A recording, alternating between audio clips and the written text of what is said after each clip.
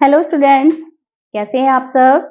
I hope आप सब बहुत अच्छे से होंगे और अपनी पढ़ाई भी अच्छे से कर रहे होंगे। तो welcome to my channel Pooja special व्याकरण क्लासेस विद पूजा मैम। तो आज का टॉपिक है अलंकार। अलंकार एक बहुत ही इंपॉर्टेंट टॉपिक है जिसे इंग्लिश में फिगर ऑफ स्पीच कहा जाता है।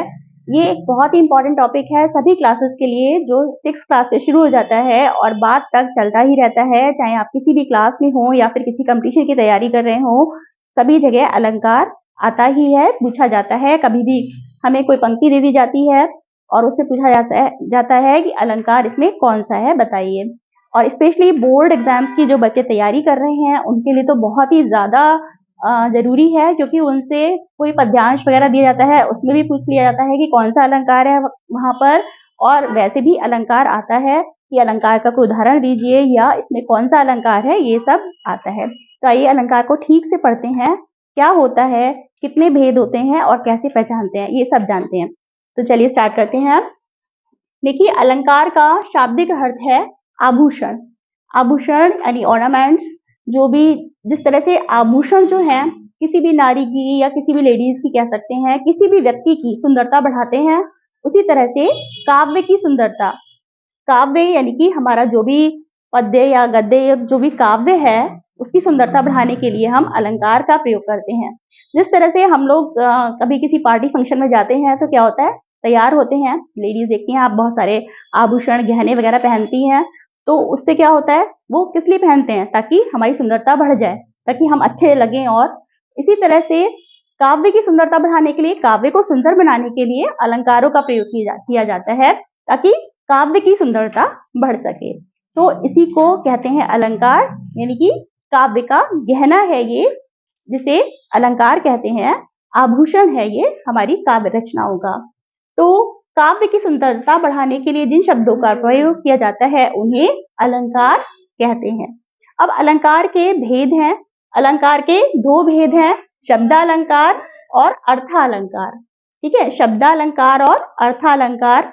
अब शब्दालंकार क्या है, काव्य में जहां शब्दों के विशिष्ट प्रयोग से सौंदर्य और चमत्कार उत्पन्न होता है वहां शब्दालंकार होता है। मतलब काव्य में जहां, अब कुछ शब्दों का विशिष्ट प्रयोग, देखिए शब्दों के प्रयोग से इसमें चमत्कार या सौंदर्य कब उत्पन्न होगा, जब शब्दों का विशिष्ट प्रयोग करेंगे, कुछ इस तरह से शब्दों का प्रयोग करेंगे कि हमें वो बहुत अच्छा लगने लगे या बहुत अट्रैक्टिव लगने लगे, हमारा जो भी काव्य है उससे उसमें चमत्कार उत्पन्न होने लगे, तो वहां पर शब्दालंकार होता है, क्योंकि शब्दों का प्रयोग से उसमें चमत्कार या सौंदर्य उत्पन्न हो रहा है। तो शब्दालंकार के इस तरह से 3 प्रकार होते हैं। अनुप्रास अलंकार, सेकंड है यमक अलंकार और तीसरा है श्लेष अलंकार। ठीक है, ये सब तीनों हमारे शब्द की दृष्टि से सौंदर्य को बढ़ाते हैं काव्य के। पहला है अनुप्रास अलंकार। अनुप्रास अलंकार में देखिए, काव्य में जहां समान ध्वनियों या वर्णों की एक से अधिक बार आवृत्ति होती है वहां अनुप्रास अलंकार होता है। काव्य में जहां समान ध्वनियों की, यानी कि एक सी ध्वनियां होनी चाहिए, एक सी आवाज आती है, एक से वर्ण होंगे, उनकी आवृत्ति यानी कि वो बार बार आते हैं, वहां पर अनुप्रास अलंकार होता है। जैसे देखिए एग्जाम्पल देखिए, तरनी तनुजा तट तमाल तरुवर बहु छाए। अब इसमें क्या है, इस एग्जाम्पल में तरनी तनुजा तट तमाल तर, ये ता वर्ण जो है, ये ता ता ता, यहाँ भी ता, ये क्या है, बार बार रिपीट हो रहा है, बार बार इसकी आवृत्ति यानी कि बार बार आ रहा है, तो यहाँ पर ता शब्द से चमत्कार उत्पन्न हो रहा है। ता शब्द जो है वो इसकी सुंदरता को बढ़ा रहा है, तो इसलिए यहाँ पर अनुप्रास अलंकार है। एक और एग्जाम्पल देखिए, रघुपति राघव राजा राम। अब रघुपति राघव राजा राम में रावण की आवृत्ति, ये रावण बार बार आ रहा है, तो रावण की आवृत्ति से चमत्कार उत्पन्न हो रहा है, रघुपति राघव राजा राम। तो यहाँ पर क्या होगा, अनुप्रास अलंकार है। ठीक है, तो जहां एक वर्ण की आवृत्ति बार बार होती है वहां अनुप्रास अलंकार होता है। सेकंड देखते हैं, तो चलिए दूसरा प्रकार देखते हैं। सेकंड है यमक अलंकार। यमक अलंकार क्या होता है, वाक्य में जो शब्द एक से अधिक बार आए परंतु हर बार अलग अलग अर्थ दे, वहां यमक अलंकार होता है। जैसे देखिए इसमें क्या होगा कि एक ही शब्द एक से अधिक बार आए, यानी कि एक से ज्यादा बार आए, जैसे यहाँ पर देखिए काली घटा का घमंड घटा। अब घटा शब्द यहाँ पर 2 बार आ रहा है, एक से ज्यादा बार आ रहा है, लेकिन अर्थ उसका दोनों बार अलग अलग है। तो वहां पर जहां पर एक ही शब्द एक से अधिक बार आता है और उसका अर्थ अलग अलग होता है हर बार, तो वहां पर यमक अलंकार होता है। अब जैसे एग्जाम्पल में काली घटा का घमंड घटा, तो एक बार घटा का अर्थ है बादल और दूसरी बार घटा का अर्थ है घटा माने कम होना, घट गया है ना, ठीक है, घटा घट जाता है जैसे। तो यहाँ पर काली घटा का यानी काले बादलों का घमंड घट गया, कम हो गया, ठीक है। एक और एग्जाम्पल देखिए, कनक कनक ते 100 गुनी मादकता अधिकाए, या खाए बौराए नर वा पाए बौराए। अब यहाँ पर कनक कनक शब्द 2 बार प्रयोग हुआ है और दोनों बार इसका अर्थ अलग है। एक बार कनक का अर्थ है सोना और दूसरी बार कनक का अर्थ है धतूरा, ठीक है। अब आपको मैं थोड़ा सा अर्थ बता देती हूँ ताकि, क्योंकि आप लोग ये तो बहुत बार सुना होगा आपने, लेकिन इसका अर्थ समझ में नहीं आता कि होता क्या है कनक। तो पहली बार जैसे ये बताया गया है, जैसे सोना यदि आदमी को मिल जाए तो क्या होता है, उसको पाने से भी वो क्या होता है, उसको पाने से ज्यादा पाने की वो बौरा जाता है, मतलब वो हो जाता है कि कितना कितना ज्यादा से ज्यादा सोना पालू। या धतूरा वो खा लेता है तो धतूरे से क्या होता है, नशा हो जाता है, तो वो बौराने लगता है, यानी कि बेहोश होने लगता है या बौरा जाता है। तो इसी को कहा है या खाए बौराए नर व पाए बौराए।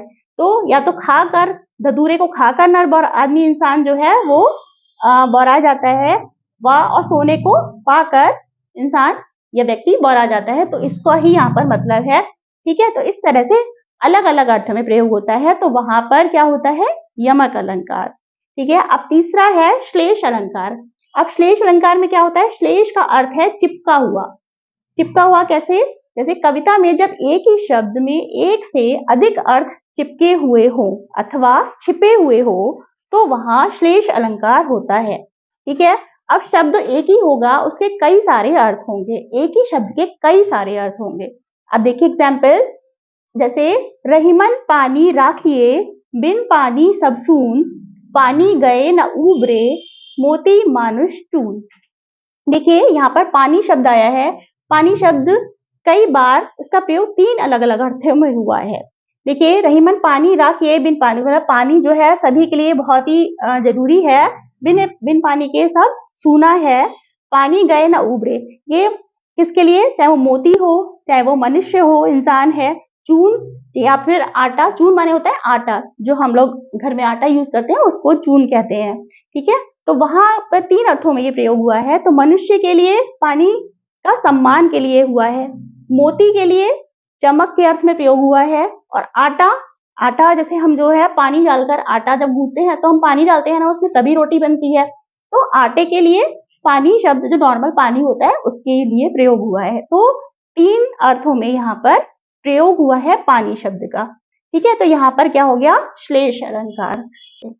तो चलिए अब कुछ एग्जाम्पल्स देख लेते हैं, कुछ एक्सरसाइज देख लेते हैं ताकि अच्छे से समझ में आ जाए कौन सा कहाँ पर कौन सा अलंकार है।